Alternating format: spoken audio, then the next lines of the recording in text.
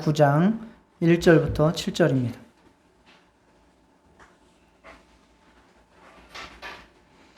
이사야 9장 1절부터 7절입니다. 교독하겠습니다. 전에 고통받던 자들에게는 흑암이 없으리로다. 옛적에는 여호와께서 스불론 땅과 납달리 땅이 멸시를 당하게 하셨더니 후에는 해변길과 요단 저편 저쪽 이방의 갈릴리를 영화롭게 하셨느니라.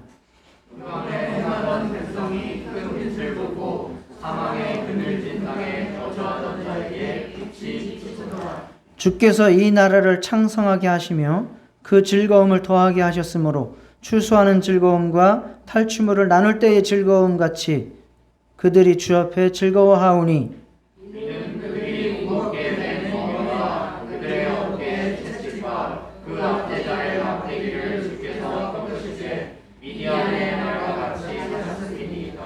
어지러이 싸우는 군인들의 신과 피 묻은 겉옷이 불에 섭같이 살라지리니 이는 하나님과 우리에게 받고 하나님을 우리에게 주시바 되었는데 그의 어깨에는 정사를 메었고 그의 이름은 유노라 보사라 전능하신 하나님이라 영존하시는 아버지라 평강의 왕이라 할 것입니다. 그 정사와 평강의 더함이 무궁하며 또 다윗의 왕자와 그의 나라에 군림하여 그 나라를 굳게 세우고 지금 이후로 영원히 정의와 공의로 그것을 보존하실 것이라. 만군의 여호와의 열심히 이를 이루시리라. 아멘. 지난주까지 스가랴를 장시간에 걸쳐서 마쳤습니다. 성전 재건을 통해서 예수님의 오심과 또 최후 승리에 관한 말씀을 나누면서 큰 은혜를 받았습니다. 오늘부터는 12월까지 성탄이라는 주제를 가지고 말씀을 나누고자 합니다. 그래서 올해 연말은 정말 성탄의 참 의미를 알고 또 잘 마무리하시고 또 성탄을 체험하는 그러한 한 해의 마무리가 되시기를 바랍니다. 오늘은 성탄을 예고하신 이사야의 말씀을 통해서 정말 어둠의 세상, 악과 무지로 고통스러운 세상에 빛으로 의의 통치자로 오신 예수님을 살펴보도록 하겠습니다. 우리의 악함과 무지를 고백하는 것이 먼저이고 그리고 참 빛이신 예수님을 받아들임으로써 우리는 하나님의 생명을 우리 가운데에 누릴 수 있음을 깨닫고 모두가 다 이 시간 그러한 체험이 있으시기를 축복합니다. 하나님의 구원 계획입니다. 본문에서 이사야는 자신들의 죄로 인해서 고통과 괴로움을 당하는 이스라엘의 대표적인 두 지역 스불론 땅과 납달리 땅을 거론합니다. 이 두 지역은 갈릴리에서 멀지 않은 곳에 있는 땅으로 타락한 좀 더 타락했다고 하는 북이스라엘 지역이었고 그리고 아시리아의 공격으로 가장 큰 피해를 입었고 또 인종들이 많이 섞이게 된 지역이 바로 이 지역입니다. 그런데 하나님께서 이 지역에 놀라운 희망의 메시지를 오늘 선포하고 계십니다. 흑암 속에서 걷던 백성이 큰 빛을 보고 사망의 그늘진 땅에 거주하던 자들에게 빛이 비친다라고 하나님께서 이사야 선지자를 통해서 말씀해 주셨습니다. 이런 일은 흑암의 권세와 그 세력들을 부서뜨리고 나서 이루어지는 일들입니다. 그래서 구체적으로 그러한 일들에 대해서 말씀하실 때에 억눌림을 당하고 있는 자들의 어깨에 놓인 무거운 멍에들을 깨뜨리시고 그리고 그들의 등을 향해서 내리치는 채찍과 몽둥이들을 부러뜨리시고 그리고 군화와 군복에 짓밟히지 않는 세상을 만들어 주시겠다라고 말씀하셨습니다. 그런데 이러한 일들이 이루어지는 방법이 무엇인가 하는 것입니다. 이러한 일들이 어떤 무력을 통해서 이루어지거나 사람의 지혜를 통해서 이루어지거나 어떤 인간에게서 나오는 선한 사상과 아니면 도덕적인 운동에 의해서 이루어진다고 말씀하시지 않습니다. 정말 이렇게 놀라운 하나님의 정말 아름다운 세상이 펼쳐질 때에 이루어지는 일은 바로 한 아이의 출생이라고 말씀하고 있습니다. 한 아이의 출생. 이것이 하나님께서 세상을 경영하시는 방법, 즉 경륜입니다. 한 아이의 출생. 경륜은 헬라어로 오이코노미아라고 하는데 여기에서 경제라고 하는 이코노미라고 하는 영어가 나왔습니다. 이 한 아이의 출생이 바로 하나님의 경륜이고 하나님의 구원 계획입니다. 이것이 놀라운 것입니다. 무너진 창조의 세계를 다시 세우시는 역사, 이것을 만들기 위해서 한 아이의 출생을 예비하셨다. 이것이 하나님께서 우리를 찾아오시고 우리를 구원하시는 방법임을 우리는 깨달으셔야 됩니다. 그래서 그분이 통치자로 오셔서 이제 우리에게 정사를 행하신다라고 하셨는데, 정사는 영어로 거버먼트예요. 거버먼트. 얘는 정치라는 얘기죠. 쉽게 말해서 정치, 즉 다스리시는 일이라는 거죠. 그래서 그 아이로 태어나신 그 자가 통치하는 세상이 열린다. 그리고 그 통치하는 세상에 기쁨이 충만하다. 여기서 아주 주께서 이 나라를 창성하게 하시며 그 즐거움을 더하게 하셨으므로 추수하는 즐거움과 탈취물을 나눌 때의 즐거움 같이 그들이 주 앞에 즐거워하오니 라고 즐겁게 우리를 만들어 주신다고 말씀하고 있습니다. 이 구절은 우리가 매년 성탄절 때에 많이 듣는 클래식이 있죠. 핸델의 오라토리오 메시아라고 하는 곡이 있습니다. 한번 찾아서 들어보시기를 바랍니다. 적으셨다가 핸델의 오라토리오 메시아. 그래서 이 11번째 베이스 영창이 제목이 흑암에 행하던 백성이에요. 그것과 12번 합창곡 우리를 위해 한 아기가 나셨다. 이 두 가지를 한번 들어보세요. 분위기가 어떻게 바뀌고 그걸 들으면서 굉장히 큰 영감을 받을 수 있습니다. 세상 사람들도 정말 그렇게 아름답다고 경탄하는 그 음악의 배경이 바로 이 구절입니다. 이사야 9장. 우리는 그 음악이 아니어도 사실 성경을 통해서 그 아기가 누구인지 잘 알고 있고 또 그것을 통해서 우리는 큰 은혜를 받고 이러한 세상을 만들어가고 체험할 수 있어야 하겠습니다. 이 통치자 아기에게 부여된 이름이 네 가지입니다. 자, 기묘자요 모사. 이것은 무엇이라고 우리가 해석했죠, 전에? 네, 위대한 상담가, 놀라운 상담가라고 해석을 했습니다. 그리고 또 하나는 전능하신 하나님, 그리고 영원하신 아버지, 평화의 왕.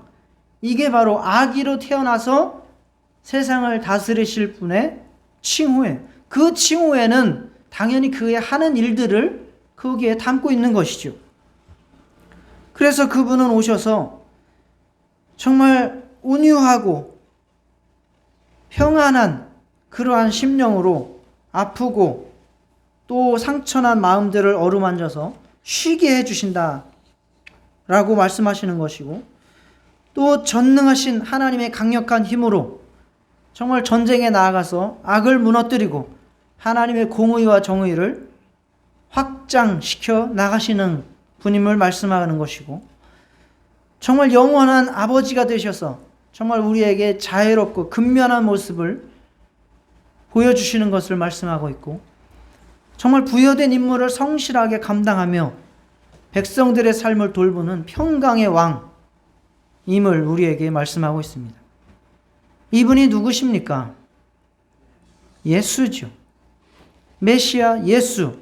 바로 하나님께서 우리에게 새로운 세상을 열어주실 그분은 아기의 탄생이었는데 그 아기는 바로 예수 그리스도입니다.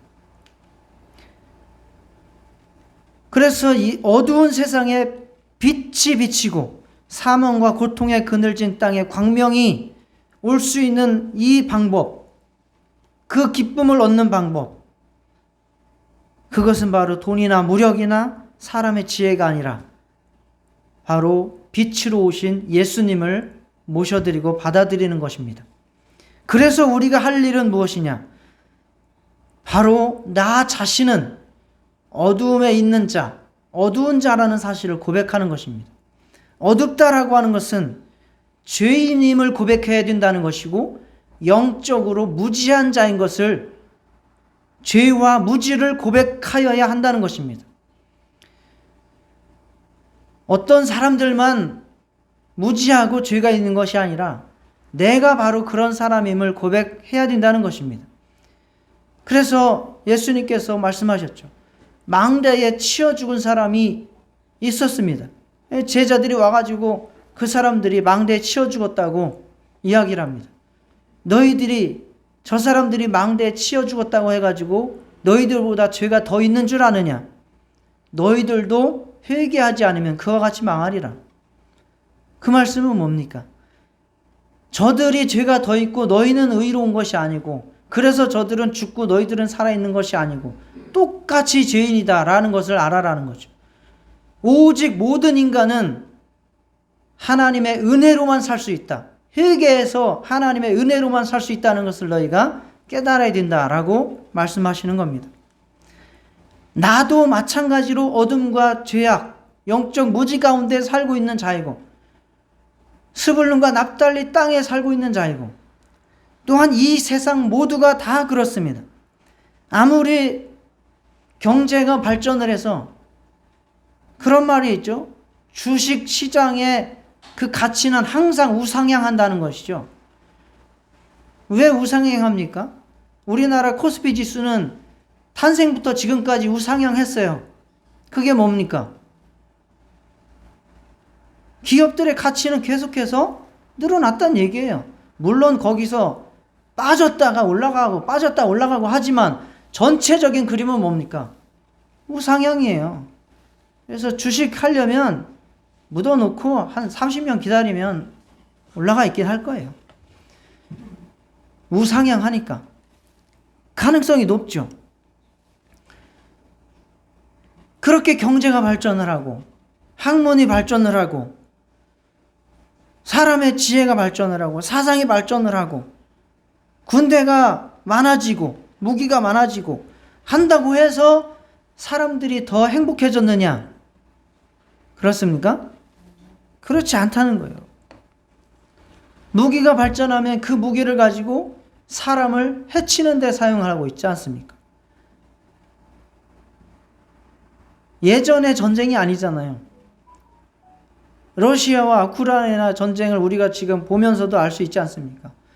희한한 가루를 뿌려가지고 그 가루를 마시면 사람들이 죽게 만들어버리는, 그리고 심지어는 어제도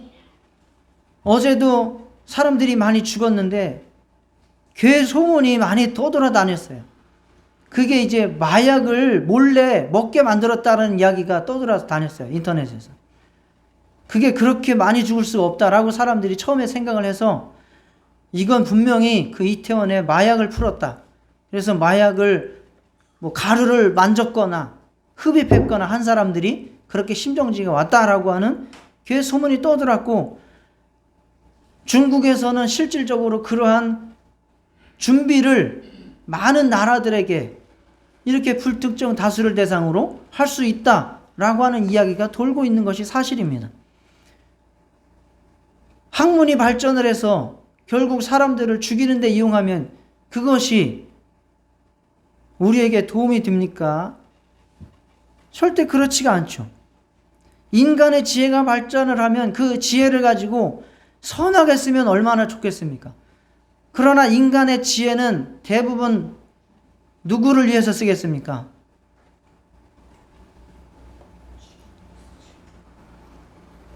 나 자신을 위해서 쓰겠죠. 나 자신을 위해서 쓴다는 얘기는 다른 사람들을 어떻게 한다는 얘기입니까? 다른 사람들은 이용하는 데 쓴다는 얘기죠. 결국 사람의 지혜가 발전하면 발전할수록 세상은 더 각박해지고 서로 더 힘들어지고 인간관계가 파괴될 수 있다는 이야기가 되는 겁니다. 그래서 이 세상에 있는 모든 자원을 인간의 지혜를 총동원한다 할지라도 그것을 가지고 이 세상에 밝은 빛이 비추게 할 수 없다. 그것을 우리는 고백해야 됩니다. 이 세상이 어둡고 이 세상에 인간들의 모든 힘과 능력으로는 이 세상을 바르게 아름다운 세상을 만들어갈 수 없다라고 하는 것이 성경의 선언이고 우리들도 마찬가지로 그것을 고백을 해야 됩니다. 나 자신은 의가 없는 자이고 어둠이고 영적 무지 가운데 있는 자이고 이 세상도 또한 모든 인간들을 다 합쳐 놓은다 할지라도 그 가운데에서 빛이 나올 수 없고 생명이 나올 수 없고 아름다운 세상이 만들어질 수 없다는 것을 우리는 고백하시기를 바랍니다. 이것을 인정하지 않으면 예수를 받아들일 수 없는 거예요. 없는 거예요. 이 세상에서 무언가 또 찾으려고 하겠죠.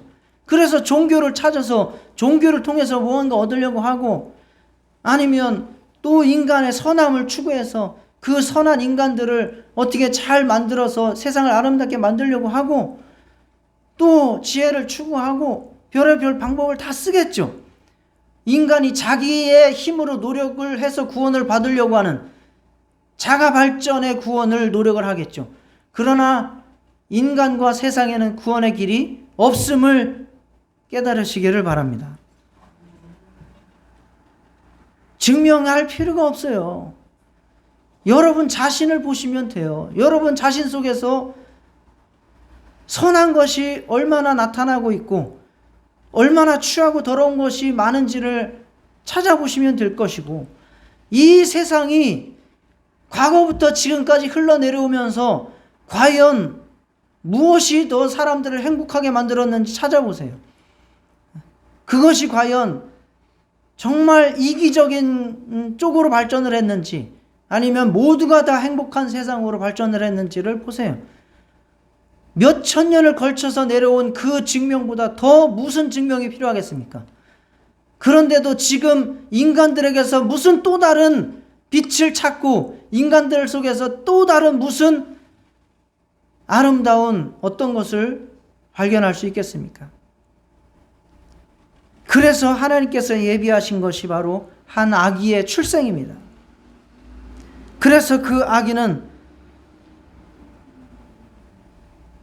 어둠 가운데 있는 자들을 광명의 나라로 옮기시고 정말 그 고통과 슬픔 가운데 있는 자들에게 아름다움과 행복을 심어주시는 분이라고 말씀을 하고 있습니다.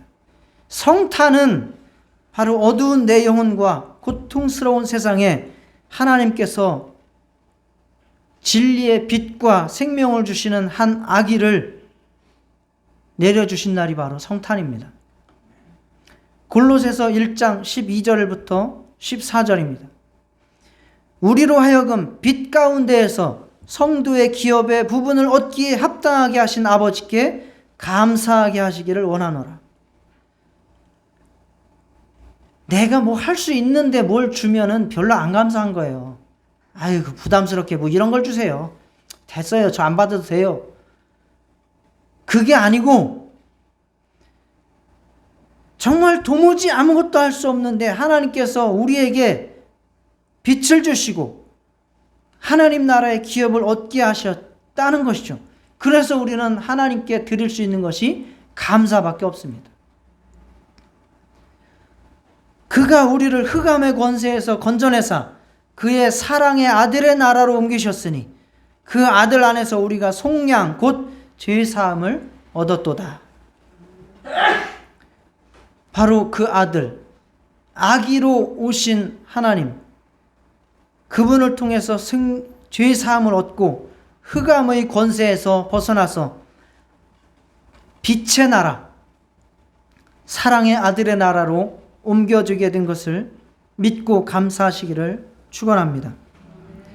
하나님께서 이 세상을 창조하실 때에 흑암과 혼돈 가운데 있던 세상에 빛이 있으라 말씀하시면서 이 우주를 창조하셨습니다. 그리고 그 안에 질서를 세우시고 빛이 비춰서 빛의 세계가 이 땅에 있도록 만드셨습니다. 그러나 그 세상은 다시 공중권세 잡은 자들이 지배하는 어둠의 세상이 된 것입니다.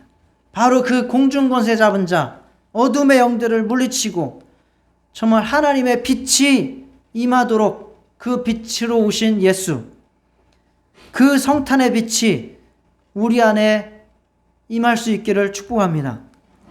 나의 무지와 인간의 무지와 악함을 깨닫고 오직 예수께 희망을 걸고 그분 안에서 살아가시기를 축원합니다. 이사야와 같은 예언자들은 심판을 말하고 저주를 말하면서도 궁극적으로는 희망을 말하는 낙천주의자들이었습니다. 희망을 말하는 자들이었습니다. 왜 그럴까요? 그들의 기질이 낙천적인 기질을 가지고 있었기 때문이 아닙니다. 인간들에게서 뭔가 기대를 할 수 있는 게 있어서 그런 것이 아닙니다. 그들은 하나님의 열심을 믿은 것뿐입니다. 오늘 본문의 마지막 구절이죠. 만군의 여호와의 열심히 일을 이루시리라. 인간의 열심히 이루는 것이 아니라 하나님의 열심히 우리를 구원하고 우리를 빛 가운데 거하게 하며 하나님의 열심히 인간들을 아름다운 세상을 살게 하시는 분임을, 그렇게 역사하시는 것임을 우리가 감사하고 그 하나님의 열심에 동참하실 수 있기를 축원합니다. 그래서 우리는 비관론자들이 아니에요. 예수 믿는 사람들은 비관하면 안 돼요. 좌절하면 안 돼요. 포기하면 안 돼요. 아무리 삶이 힘들고 고통스러워도 희망을 노래하는 사람들입니다. 단순히 그냥 희망을 노래하는 것이 아니라 무엇을 가지고 희망을 노래합니까? 예수 안에서 희망을 노래하는 사람들입니다. 따라 하시겠습니다. 예수 믿는 사람들은 예수 안에서 희망을 노래하는 자들이다. 네. 그래서 죽고 싶다, 죽겠다, 포기한다, 이렇게 말하지 마시고 정말 예수 안에서 하나님의 열심으로 나는 승리할 것이다. 하나님의 열심으로 나는 하나님의 축복을 받게 되고 살게 될 것이다. 정말 하나님의 보내신 예수께서 우리의 구겨진 삶을 통치하셔서 곧게 펴게 하실 것이다. 믿음을 가지시고 예수 안에서 희망을 가지시고 정말 그리 축복을 받아 누리시기를 축원합니다. 여러분 안에 있는 죄를 용서하시는 하나님 앞에 나아가 회개하고 죄사함을 받고 자유하게 되시기를 축원합니다. 여러분 안에 있는 병과 여러분 안에 있는 모든 마음의 상처와 모든 관계의 고통과 모든 어려움들이 정말 빛으로 오신 예수 그리스도의 통치하심으로 즐거움과 기쁨으로 가득한 영혼, 그러한 교회, 그러한 세상이 될 수 있기를 축복합니다. 다 같이 기도하시겠습니다. 하나님 아버지,